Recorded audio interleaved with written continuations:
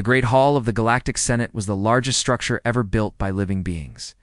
It floated in the empty space between three star systems, a massive sphere of glass and metal that could hold representatives from over 2,000 different species.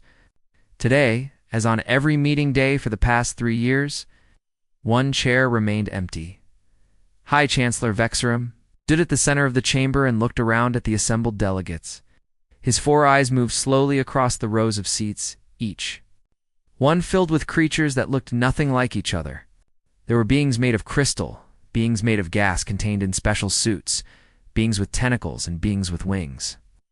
The galaxy was home to countless forms of life, and most of them were represented here, but not the humans, the empty. Chair sat in the outer ring, where newly admitted species were placed.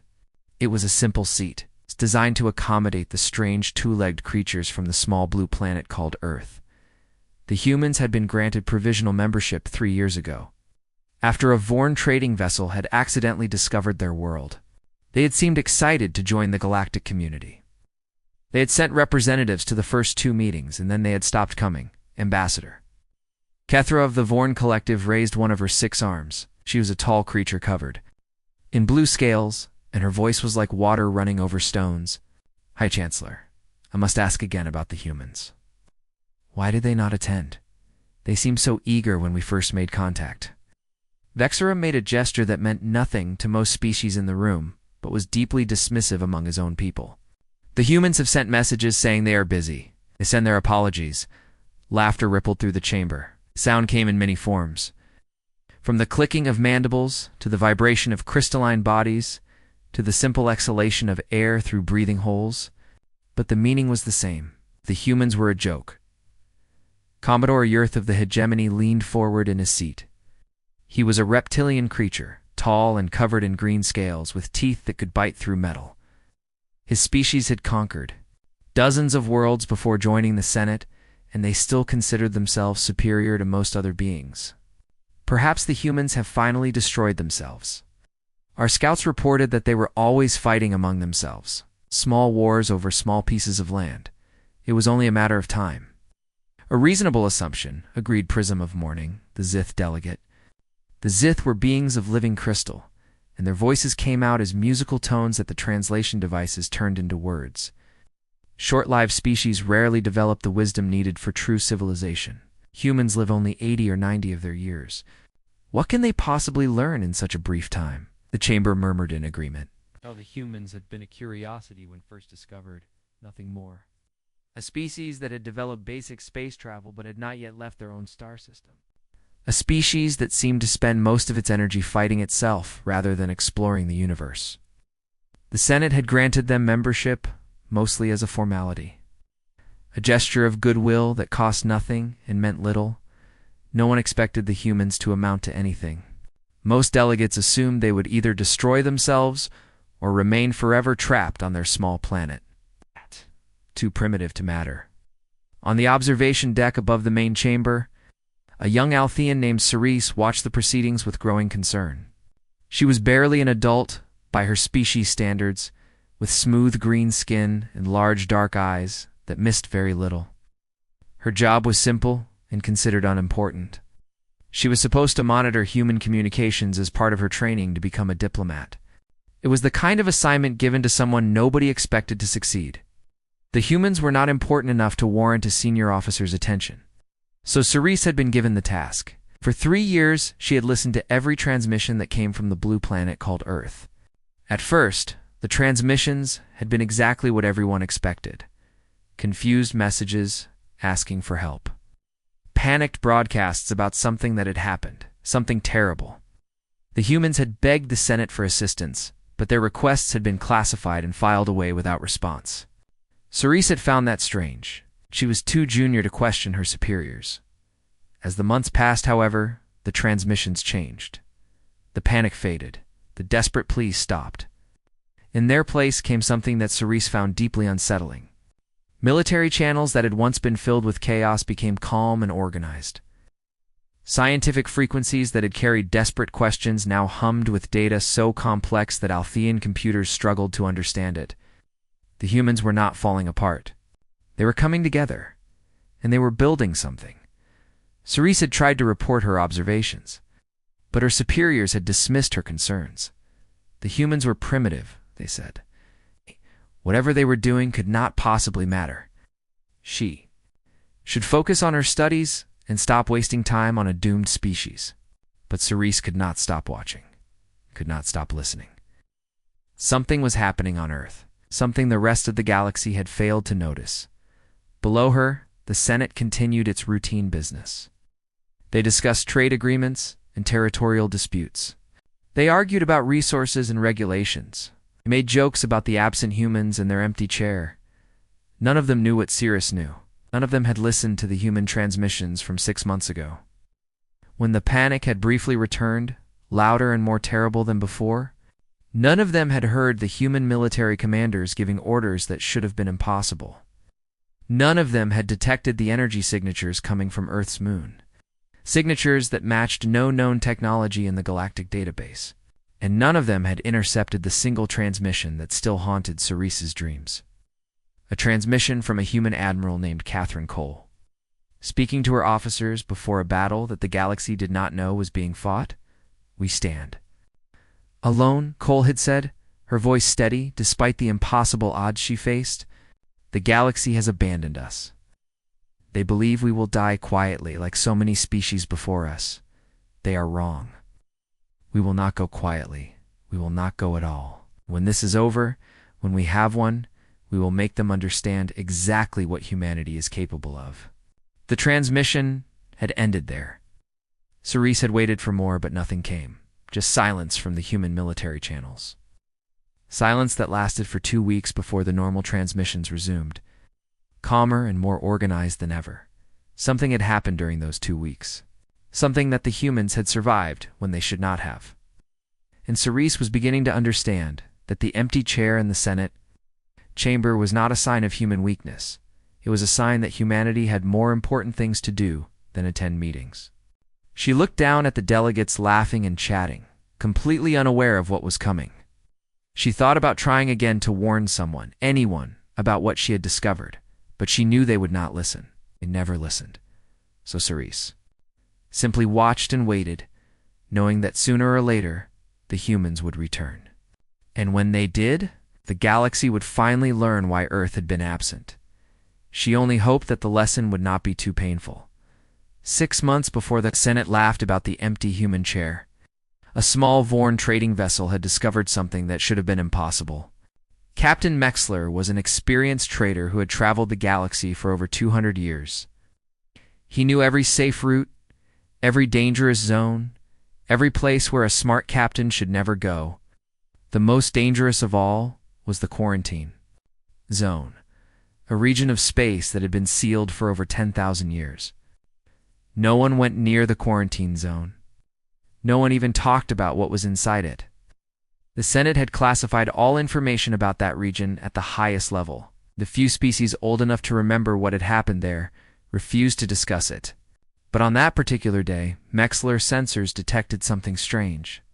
A ship was drifting near the edge of the quarantine zone, and based on its crude design and inefficient engines, it was clearly human. Mexler felt his blood run cold. The humans should not be here. They did not have ships capable of traveling this far from their home system, and they certainly should not be anywhere near the quarantine zone. Then his sensors detected something even worse. The human ship was not approaching the zone. It was coming out of it. And behind it came a second ship, then a third, then a fourth. The human vessels were badly damaged. They trailed debris and vented atmosphere into the void. Some of them were barely holding together, but they were intact. They had entered the quarantine zone, faced whatever horrors waited inside, and returned. Mexler immediately sent a report to the Senate. The response came within hours. His report was classified at the highest level. He was ordered to forget what he had seen and speak of it to no one. If he disobeyed, he would be arrested, and his trading license would be permanently revoked. Mexler was a practical being. He followed his orders and kept his silence. On Earth, in a vast underground facility hidden beneath a mountain, Admiral Catherine Cole stood at the center of a room filled with chaos.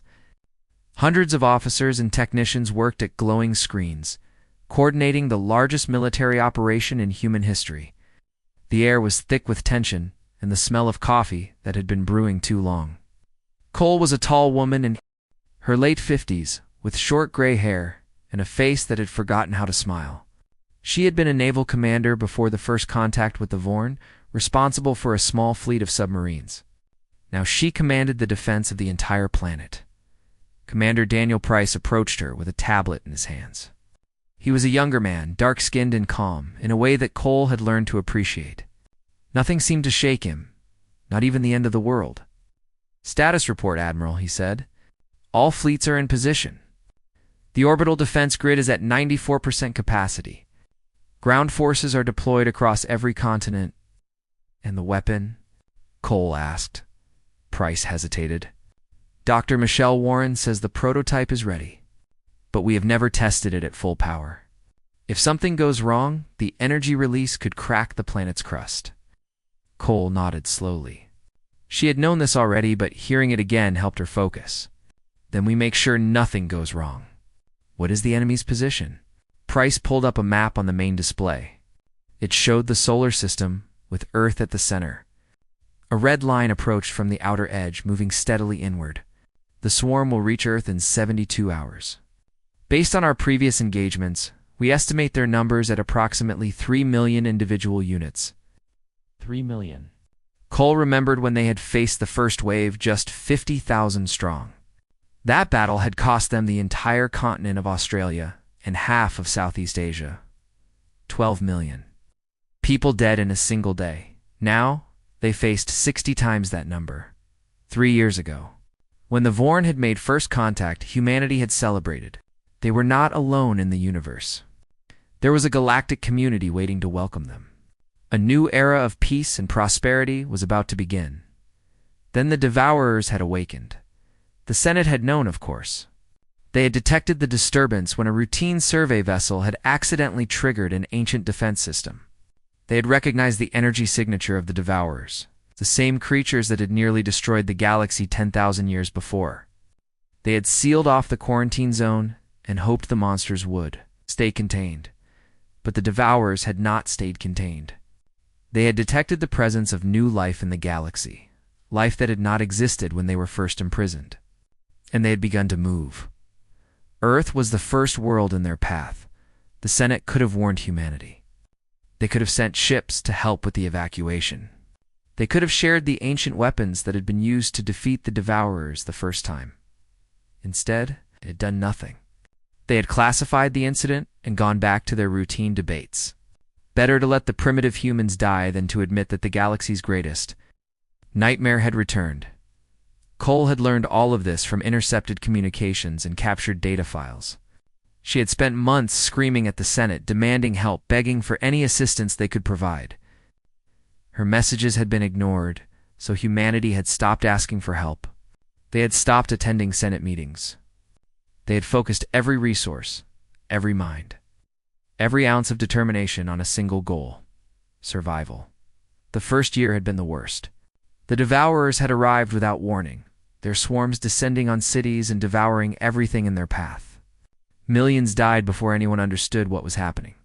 Governments collapsed. Civilization teetered on the edge of complete destruction, but humanity did not fall. Somehow, in the chaos and the horror, people found each other.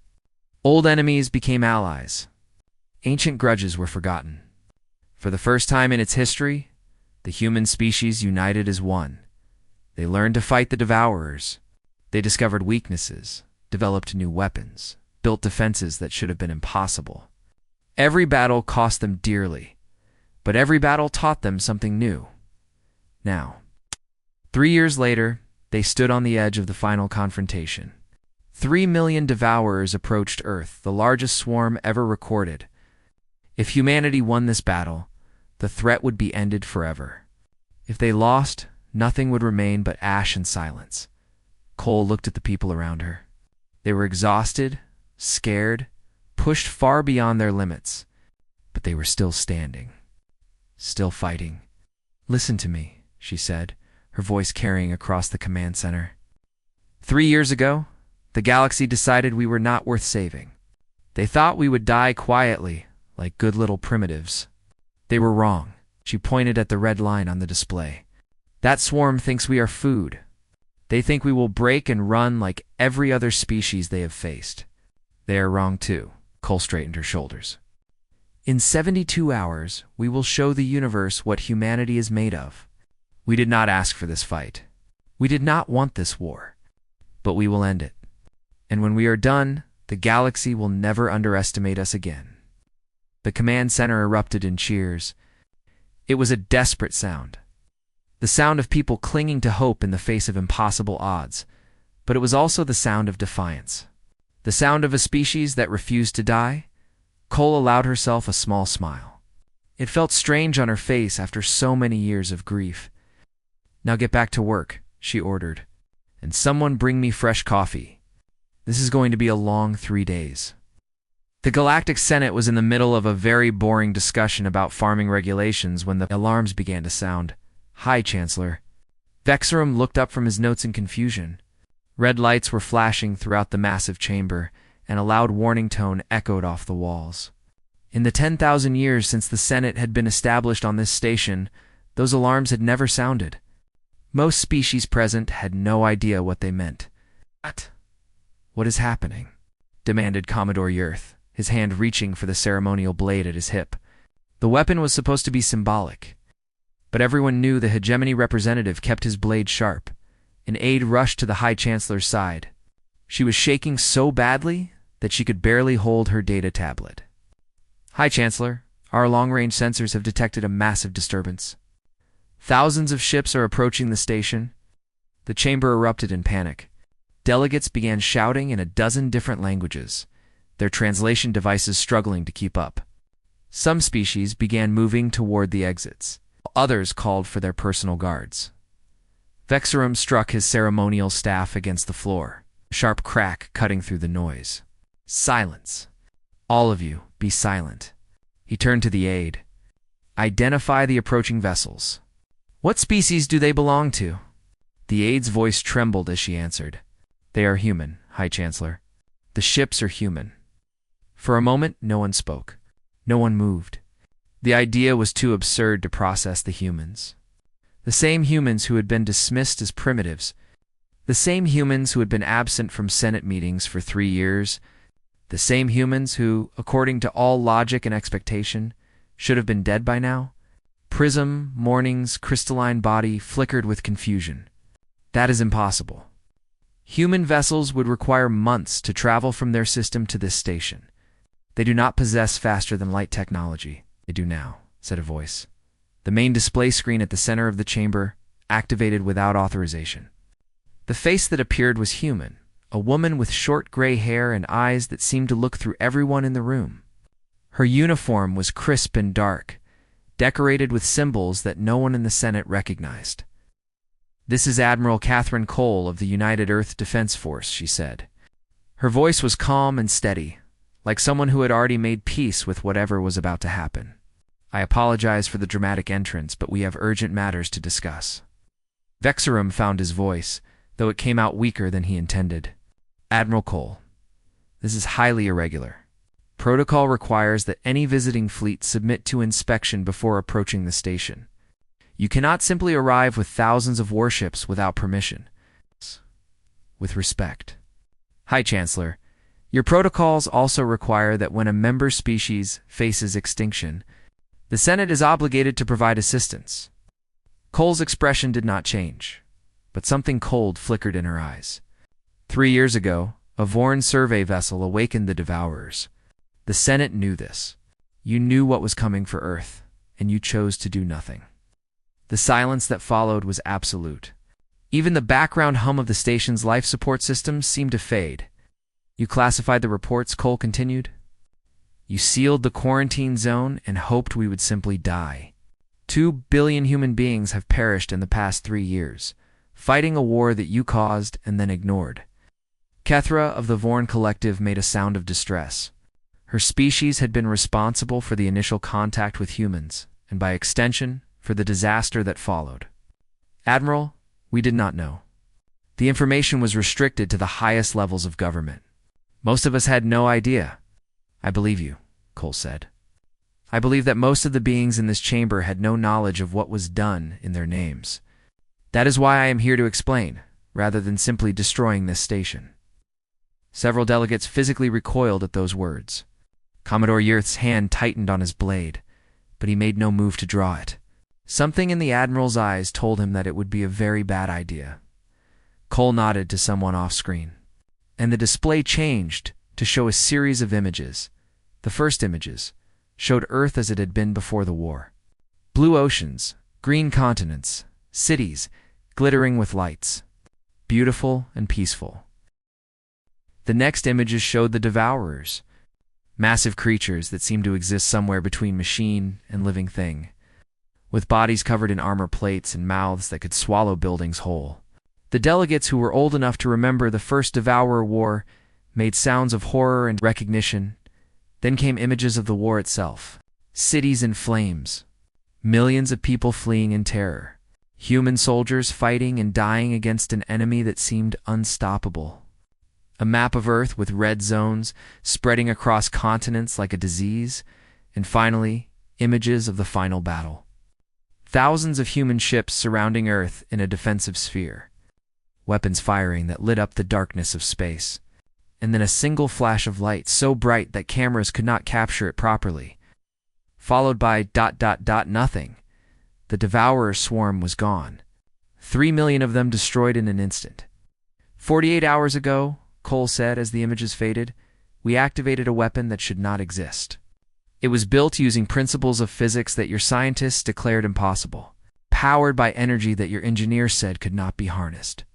Designed by people who were supposed to be too primitive to understand advanced technology.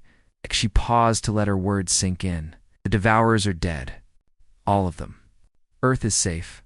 And humanity is no longer the weak, divided species you encountered 3 years ago. We have been forged in fire, High Chancellor.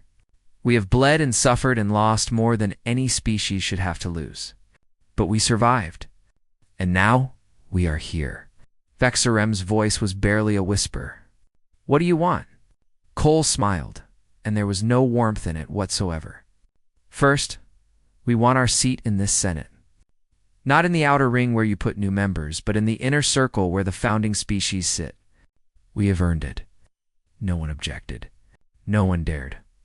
Second, we want access to all information about the Devourers. Everything you have hidden for 10,000 years, we need to understand them completely, because our war is not over. Prism of Morning's crystalline form pulsed with alarm. Not over? You said you destroyed them all. You destroyed the swarm that attacked Earth, Cole confirmed. But there are others. Our sensors have detected Devourer activity in 12 different star systems throughout the galaxy. Secondary swarms that have been dormant for millennia, now awakening. Several of those systems are home to Senate member species. The chamber descended into chaos once again. Delegates screamed questions and accusations at each other. Some demanded proof. Others called for immediate evacuation of their homeworlds. Cole waited patiently for the noise to subside. You have a choice, she said finally. You can continue to hide behind regulations and protocols. You can seal off more regions of space and hope the monsters do not find you. You can abandon more species to die alone the way you abandoned us. Her voice hardened. Or you can accept our help. For 3 years, we have studied the Devourers. We have learned their weaknesses, developed weapons to destroy them, created strategies to defeat their swarms. We know how to win this war, and we are offering to share that knowledge with every species in this chamber. She leaned forward, her face filling the screen. The human delegation will arrive at this station within 1 hour. I suggest you prepare a proper welcome. We have much to discuss, and the Devourers will not wait for us to finish our debates. The screen went dark. In the stunned silence that followed, Cerise watched from the observation deck above.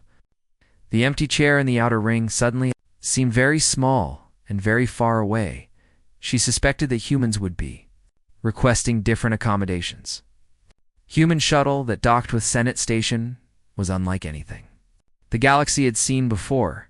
It was sleek and angular, with a dark hull that seemed to absorb light rather than reflect it. No visible engines, no obvious weapons, No ports or windows that anyone could identify. When it settled into the docking bay, it made no sound at all, as if gravity and physics were merely suggestions that humans had chosen to ignore. High Chancellor Vexram stood waiting with a group of senior delegates, his 4 eyes fixed on the shuttle's door. Behind him, a security detail of 30 armed guards stood ready. They had been chosen from the best warriors the hegemony had to offer, each one capable of killing a dozen ordinary soldiers in single combat. Looking at the human shuttle, Vexram suspected they would not be enough. The door opened with a soft hiss, and Admiral Catherine Cole stepped out first. She was smaller than Vexram had expected, barely reaching his shoulder. Her gray hair was cut short, and her uniform was simple compared to the elaborate robes worn by most Senate officials. But there was something in the way she moved, a controlled power in every step that made her seem larger than she was. Behind her came a group of officers, all wearing the same dark uniforms. Their faces showed nothing, not fear, not anger, not triumph, just the calm patience of people who had already survived the worst the universe could offer. The last to emerge was a civilian. He was a man in his early 40s, with brown hair going gray at the temples and kind eyes that seemed out of place among the hardened soldiers. He wore a simple suit rather than a uniform, and his smile was warm and genuine. "High Chancellor Vexram," he said, stepping forward with an extended hand. "I am Gregory Parker, Earth's ambassador to the Galactic Senate. Thank you for receiving us." Vexram stared at the extended hand for a moment, uncertain what to do with it. Then, remembering the human custom he had studied years ago, he reached out and grasped it briefly.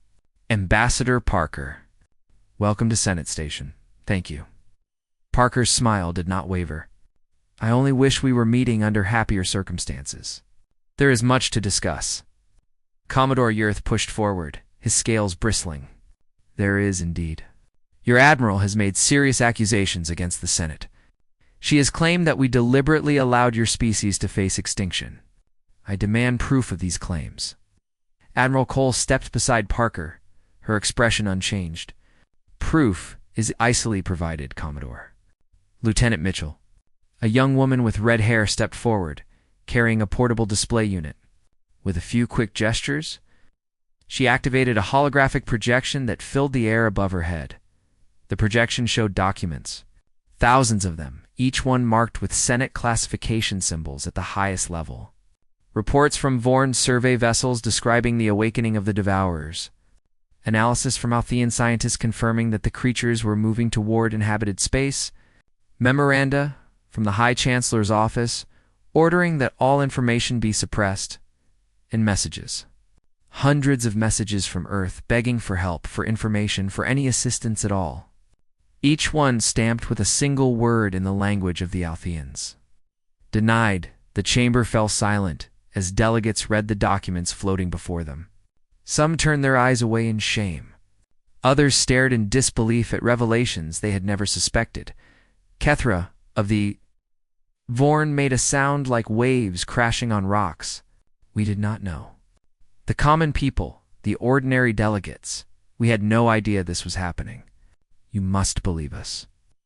"I do believe you," Parker said gently. The decision to abandon Earth was made by a small group of individuals who believed they were protecting the rest of the galaxy. They were wrong, both morally and strategically. But I do not believe they acted with evil intent. He looked around the chamber, meeting the eyes of delegates from dozens of different species. 3 years ago, humanity was alone and frightened. We had just learned that we were not alone in the universe, and then we discovered that the universe wanted to kill us. We screamed for help, and no one answered. We fought and died by the billions, and no one came. His voice remained calm, but something deeper emerged beneath the words. Many humans wanted revenge. When we realized that we had been deliberately abandoned, there were those who called for war against the Senate. They argued that you had proven yourselves to be our enemies, and that we should treat you as such. Several delegates shifted uncomfortably. The implication was clear. The human fleet waiting outside the station could destroy them all, and no one would be able to stop it. "But we chose a different path," Parker continued. "Not because we forgave you. Not because we forgot what was done to us. We chose differently because that is not who we want to be. He paused, gathering his thoughts. Humanity has spent its entire history fighting itself. Wars over land, over resources, over ideas. We killed each other by the millions, convinced that our differences were more important than our common humanity. The Devourers taught us how wrong we were. Parker gestured toward the viewport, where the stars glittered cold and distant. The universe does not care about our petty conflicts. It does not care about borders or politics or ancient grudges. There are things out there that want to consume all life, and against such threats, our differences mean nothing.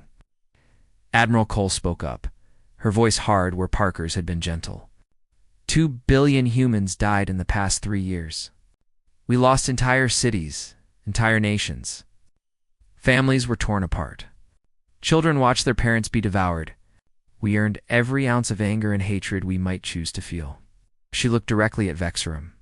But anger and hatred will not bring back the dead. They will not protect the living. The Devourers are still out there, and they do not care about our feelings. They only care about feeding. Cole nodded to Lieutenant Mitchell, who changed the holography. See display. Now it showed a map of the galaxy, with red dots marking the locations of Devourer swarms. 12 secondary swarms have been detected, Cole said. The closest is 6 months from reaching the hegemony homeworld. The largest is heading toward the Vorn Collective's core systems.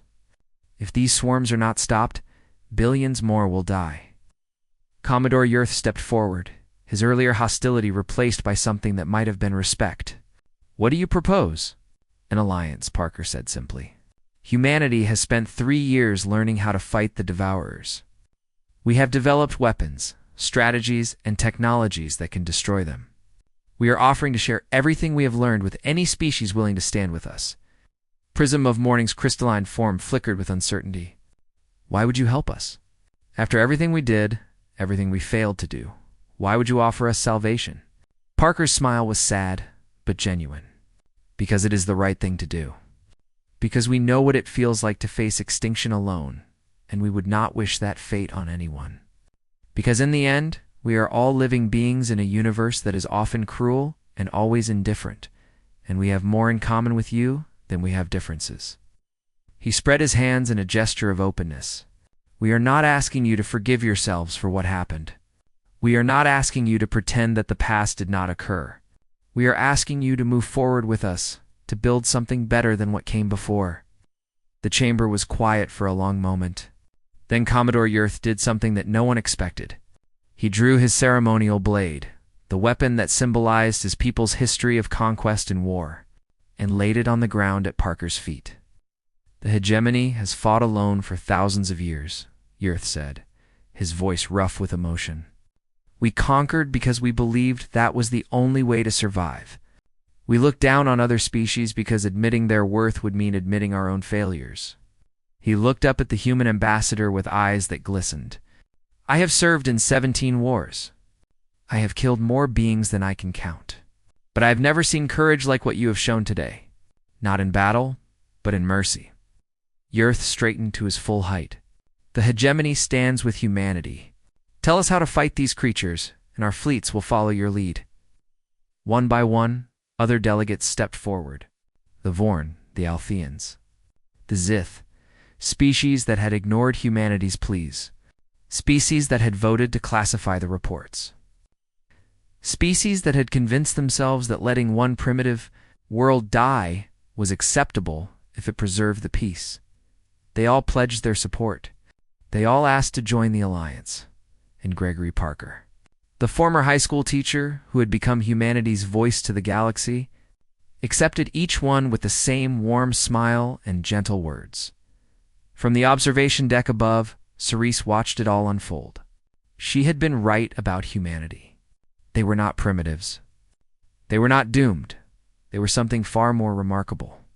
They were people who had learned that the greatest strength was not the power to destroy, but the courage to forgive. 1 year had passed since humanity returned to the Galactic Senate. In that time, the galaxy had changed more than it had in the previous 1,000 years. Admiral Catherine Cole stood on the bridge of the flagship Unity, watching the final battle unfold before her. The ship was the largest vessel ever constructed, a massive warship built by humans and aliens working together. Its crew of 12,000 included members from over 50 different species, all wearing the same dark uniform that marked them as soldiers of the Galactic Alliance. Below them, the ocean world of Veth Prime glittered blue and green, its beauty almost painful against the darkness of space. A devourer swarm had been heading toward this world for months, drawn by the billions of lives that swam in its endless seas. The Veth had no military, no weapons, no experience with war.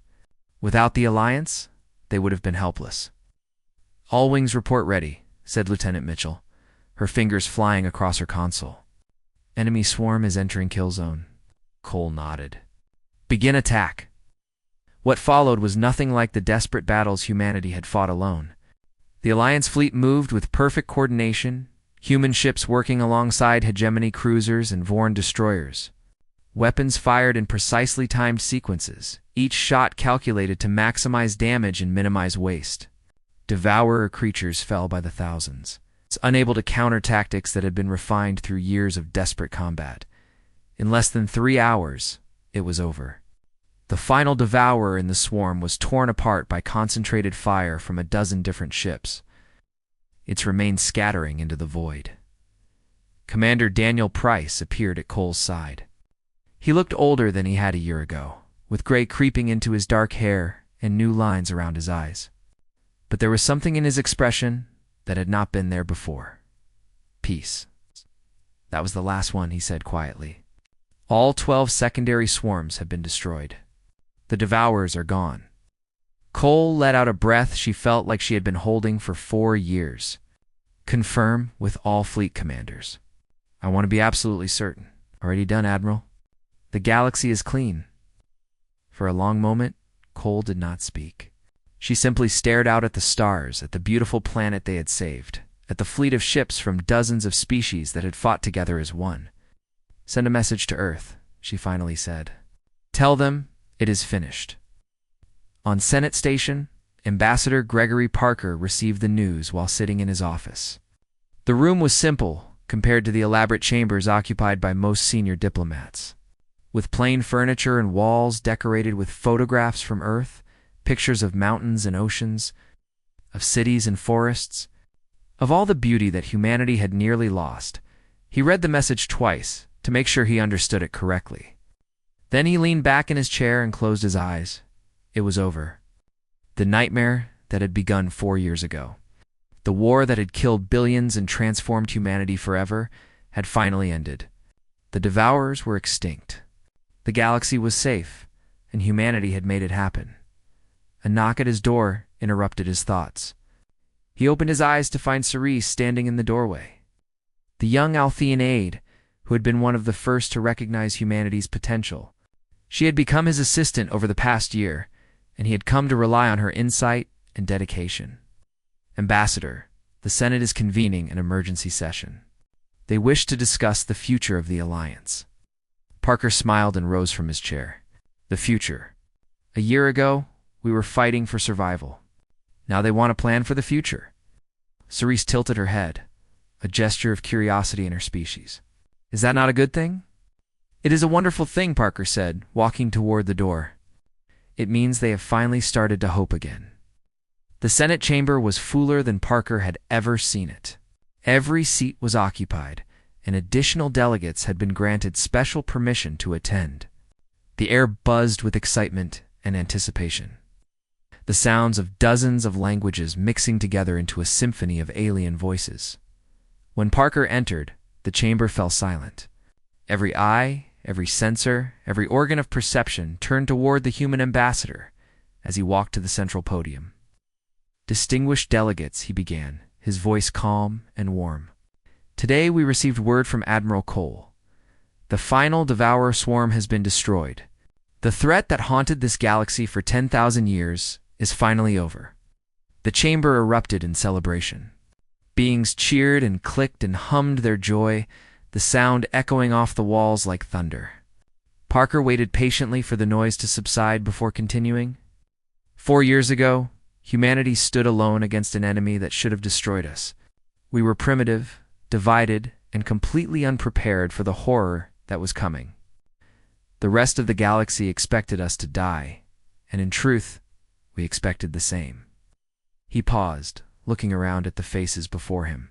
He saw Commodore Yurth, whose hegemony warriors had fought beside human soldiers in a dozen battles. He saw Kethra of the Vorn, whose people had provided the ships that carried Alliance troops across the galaxy. He saw Prismov Morning, whose Zith had never fought in any war but had learned to build weapons that saved millions of lives. We did not die, Parker continued. Instead, we learned something that changed us forever. We learned that survival means nothing if it comes at the cost of our humanity. We learned that true strength is not measured in weapons or ships, but in the courage to extend a hand to those who wronged us. He smiled, and it was the smile of a man W. Ho had seen the worst of the universe and still chose to believe in its potential. 1 year ago, we came to this chamber with a choice. We could have demanded payment for your abandonment. We could have used our military power to dominate rather than cooperate. We could have done to you what you did to us. Us? His voice softened. Instead, we offered you our help. Not because you deserved it, but because it was the right thing to do, and you accepted. You fought beside us. You bled with us. You mourned with us and celebrated with us. Together, we accomplished what no species could have achieved alone. Parker stepped back from the podium. The Devourers are gone, but our work is not finished. The galaxy is vast and full of wonders we have not yet discovered. It is also full of dangers we cannot yet imagine. The alliance we have built over the past year must continue, must grow, must evolve to meet whatever challenges the future holds.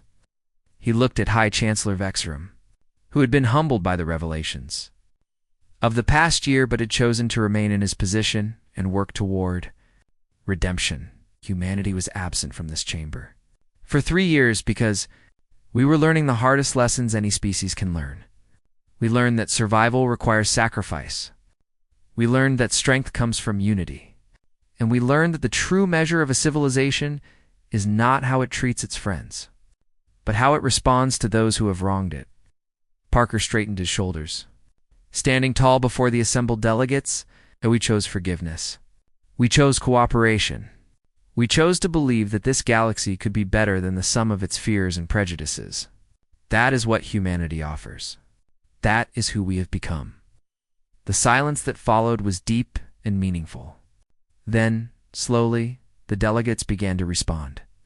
Not with the wild celebration of before, but with something quieter and more profound. The hegemony warriors brought their fists to their chests in salute. The Vorn raised their arms in a gesture of gratitude. The Zith sang a harmony that needed no translation. High Chancellor Vexerum rose from his seat and bowed deeply, his 4 eyes glistening with emotion. Ambassador Parker, on behalf of the Galactic Senate and all the species we represent, I thank you, and I apologize for what we did and for what we failed to do. Parker bowed in return. Apology accepted, High Chancellor. Now, shall we get to work? I believe we have a galaxy to rebuild.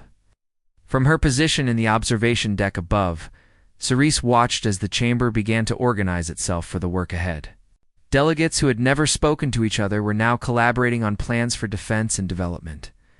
Species that had been enemies for centuries were finding common ground, she thought back to the day when she had first noticed the strange transmissions from Earth. She had been the only one who believed the humans might survive, the only one who had seen what they could become. Now, as the whole galaxy could see it, humanity had not conquered the stars with anger or vengeance. They had done it with something far more powerful, with compassion and forgiveness. With the simple belief that beings could be better than their worst moments, Cerise smiled as she watched the delegates work together. Humans and aliens side by side, building a future that none of them could have imagined alone. The galaxy would never be the same. It would be better.